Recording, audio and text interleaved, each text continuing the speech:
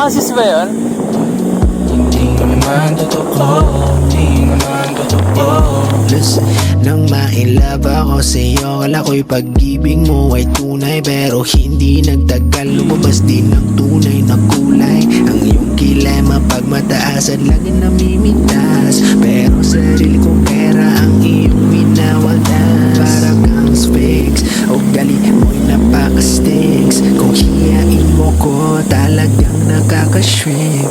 Girl, baby, baba, no